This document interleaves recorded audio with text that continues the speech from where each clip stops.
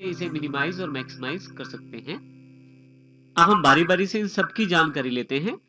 सबसे पहले बात करते हैं स्टार्ट बटन की। यहाँ हमारे पास स्टार्ट बटन अवेलेबल है।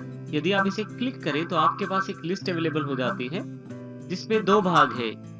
यदि आप यहाँ ध्यान दें तो आपके पास यहाँ 2 भाग अवेलेबल हो गए हैं। सबसे पहले लेफ्ट साइड जो व्हाइट कलर की बैकग्राउंड के साथ है, उसमें वो सभी प्रोग्राम्स जो आपके कंप्यूटर में इंस्टॉल्ड हैं उनकी जानकारी यहाँ अवेलेबल रहती है।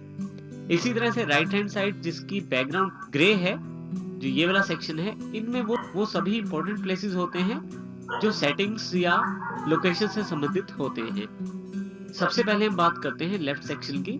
यहाँ यदि आप ध्यान दें तो वो सभी सॉफ्टवेयर जो आपके कंप्यूटर में इंस्टॉल्ड हैं उन सब की जानकारी आप यहाँ से ले सकते हैं। यहाँ यदि मैं ऑल प्रोग्राम्स पे क्लिक करूँ तो मेरे कंप्यूटर में जितने भी सॉफ्टवेयर इंस्टॉल्ड हैं उन सब की जानकारी यहाँ अवेलेबल हो जाएगी। जिस भी सॉफ्टवेयर को मैं खोलना चाहता हूँ उस सॉफ्टवेयर पर जाकर मैं उसको खोल सकता हूँ।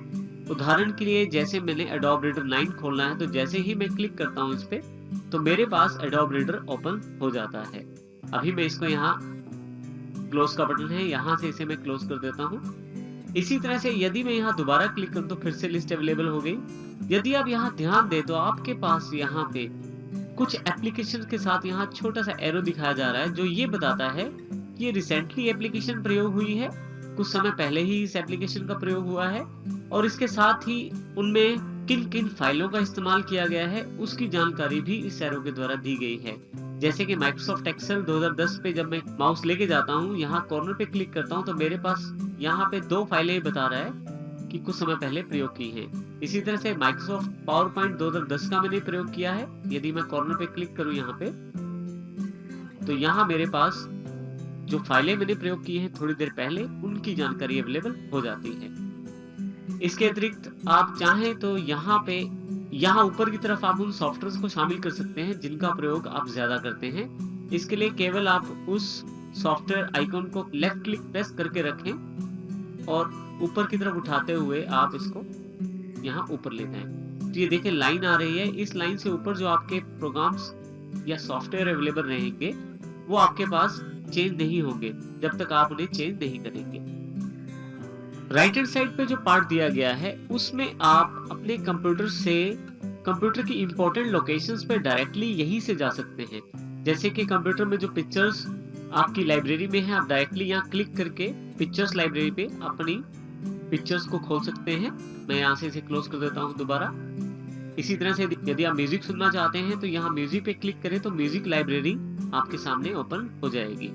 इस प्रकार से आप डायरेक्टली उन प्लेसेस पे जा सकते हैं जो आपके पास यहाँ दिए गए हैं। इसी के साथ यहाँ पे आपके पास नीचे की तरफ आपकी कंप्यूटर की बेसिक सेटिंग्स जैसे कि कंट्रोल पैनल जिसमें बेसिक सेटिंग्स रहती हैं आपके कंप्यूटर की फंक्शनैलिटी से रिलेटेड, डिवाइस एंड प्रिंटर्स जिसमें आप प्रिंटर्स और अन्य डिवाइसेस की सेटिंग्स कर सकते हैं। इसके अतिरिक्त डिफॉल्ट प्रोग्राम्स और हेल्प एंड सपोर्ट भी यहाँ अवेलेबल रहता है माइक्रोसॉफ्ट की तरफ से।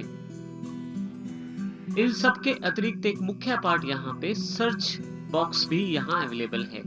यदि आप यहाँ ऑल प्रोग्राम्स के नीचे देखें तो एक सर्च बॉक्स अवेलेबल है। यदि आपके कंप्यूटर में काफी सारे प्रोग्राम्स इंस्टॉल्ड हैं और सॉफ्टवेयर इंस्टॉल्ड हैं, यहाँ डायरेक्टली नाम टाइप करके भी उसको खोल सकते हैं। जैसे कि यहाँ मैं एक सॉफ्टवेयर जिसका नाम है नोटपैड उसे खोलना चाहता हूँ तो जैसे ही यहाँ नोटपैड टाइप करता हूँ मेरे पास यहाँ पे नोटपैड अवेलेबल हो जाता है। जैसे ही मेरे पास यहाँ ये अवेलेबल हो जाता है मैं यहाँ इसे क्लिक करके अपने पास खोल सकता हूँ। तो इस प्रकार से आप सर्च बॉक्स का प्रयोग कर सकते हैं। सर्च बॉक्स न केवल आपको प्रोग्राम्स खोजने में मदद करता है बल्कि साथ ही साथ ये फाइलें भी खोजता है और उन फाइलों के अंदर जो कंटेंट लिखा हुआ है उनमें भी आपका लिखा हुआ वर्ड के अनुसार सर्च करता है। स्टार्ट बार में यहाँ पे राइट हैंड साइड नीचे की तरफ यहाँ पे शट डाउन का बटन दिया गया है जिससे आप अपने कंप्यूटर को डायरेक्टली शट डाउन कर सकते हैं। इसके अतिरिक्त यदि आप यहाँ कॉर्नर पे क्लिक करें तो आपके पास और ऑप्शन अवेलेबल हो जाते हैं जैसे कि switch user, log of, lock, restart, sleep और हाइबरनेट। इसमें यदि मैं इनमें से किसी ऑप्शन का प्रयोग करना चाहता हूं तो उस पर क्लिक कर सकता हूं। मान लीजिए मुझे अपना कंप्यूटर रीस्टार्ट करना है तो मैं रीस्टार्ट पे क्लिक करूंगा और मेरा कंप्यूटर एक बार बंद होने के पश्चात दोबारा ऑन हो जाएगा। यदि आप कंप्यूटर को शट डाउन करना चाहते हैं तो आप यहाँ डायरेक्टली इस बटन पे क्लिक करें, आपका कंप्यूटर शट डाउन हो जाएगा। लेकिन शट डाउन करने से पहले ध्यान रखिए, यदि आपने कोई कार्य किया हुआ है किसी फाइल में तो उसको सेव अवश्य कर लीजिए। यदि आप यहाँ ध्यान से देखें तो आपके डेस्कटॉप पे यहाँ पे केवल एक ही आइकॉन अवेलेबल है जिसका नाम है रिसाइकिल बिन। यदि आप चाहें तो यहाँ पे आइकॉन ला सकते हैं। इसके लिए स्टार्ट पे क्लिक करें और जिस भी सॉफ्टवेयर का आइकॉन आप अपने डेस्कटॉप पे चाहते हैं उसको ड्रैग करके लेफ्ट क्लिक प्रेस करके रखें और ड्रैग करके आप उसे डेस्कटॉप पे छोड़ दें। तो देखिए आपके पास वो आइकॉन अवेलेबल हो जाएगा।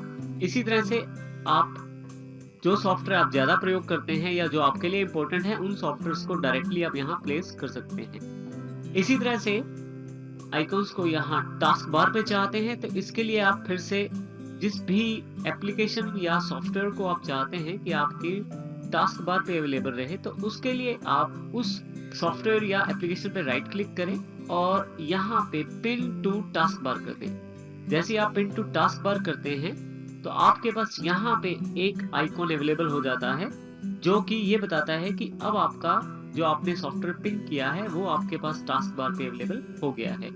इसी तरह से मैं यहाँ राइट क्लिक करके कैलकुलेटर को पिन टू टास्क बार कर देता हूँ तो देखिए मेरे पास यहाँ पे कैलकुलेटर भी अवेलेबल हो गया है। अब मान लीजिए मुझे यहाँ से ये नहीं चाहिए तो मैं राइट क्लिक करके इसको अनपिन कर सकता हूँ। जैसे ही unpin this program for taskbar पे क्लिक करूंगा मेरे पास ये वाला प्रोग्राम यहाँ से हट जाएगा। इसी प्रकार यदि आप देखें आइकॉन यदि आप नहीं चाहते हैं तो आप उन आइकॉन को सिलेक्ट करें। सिलेक्ट करने के लिए आप क्लिक कर सकते हैं या आप माउस से एक एरिया बनाते हुए ड्रैग करते हुए जो आइकॉन आपको नहीं चाहिए उसको सिलेक्ट करें, लेफ्ट क्लिक दबा के रखें और उसको रिसाइकिल बिन पे ले जाएं। जैसे ही रिसाइकिल बिन के ऊपर लेके जाएंगे आपके पास मैसेज आ जाएगा मूव टू रिसाइकिल बिन। जैसे ही मैं उस पे लाके छोड़ता हूं तो एक कंफर्मेशन मैसेज मेरे पास अवेलेबल हो जाता है। क्या आप इस शॉर्टकट को डिलीट करना चाहते हैं? यदि आप यस करते हैं तो ये शॉर्टकट यहाँ से हटके रिसाइकिल बिन में चला जाएगा। रिसाइकिल बिन एक ट्रैश बॉक्स की तरह है, एक डस्टबिन की तरह है। जब भी आप कोई फाइल डिलीट करते हैं तो वो रिसाइकिल बिन में चली जाती है। यदि मैं यहाँ रिसाइकिल बिन को क्लिक करूं तो देखें आपके पास वो सभी डिलीटेड आइटम्स जो मुझे नहीं चाहिए वो मेरे पास यहाँ अवेलेबल हो गई हैं। इसके अतिरिक्त यदि मैं चाहूं जो मैंने आइटम्स डिलीट की हैं और मुझे लगता है कि मुझे दोबारा वापस चाहिए तो उनको मैं वापस भी ला सकता हूं। उदाहरण के लिए देखिए मेरे पास यहाँ काफी सारी आइटम्स अवेलेबल हैं लेकिन इनमें से मुझे कुछ चुननी है। इसके लिए मैं कीबोर्ड पे कंट्रोल प्रेस करके रखूंगा और जो आइटम मुझे सिलेक्ट करनी है उन पे लेफ्ट क्लिक प्रेस करूंगा। तो यहाँ मैं कंट्रोल कीबोर्ड पे दबा लेता हूँ तो मुझे जो आइटम्स मेरे डेस्कटॉप पे चाहिए वो ये वाली हैं जिनको मैं सिलेक्ट कर रहा हूँ। सिलेक्शन के पश्चात आपको यहाँ पे ऊपर की तरफ देखें तो यहाँ पे दो ऑप्शन अवेलेबल हैं, एम्प्टी द रिसाइकिल बिन और रिस्टोर द सिलेक्टेड आइटम्स।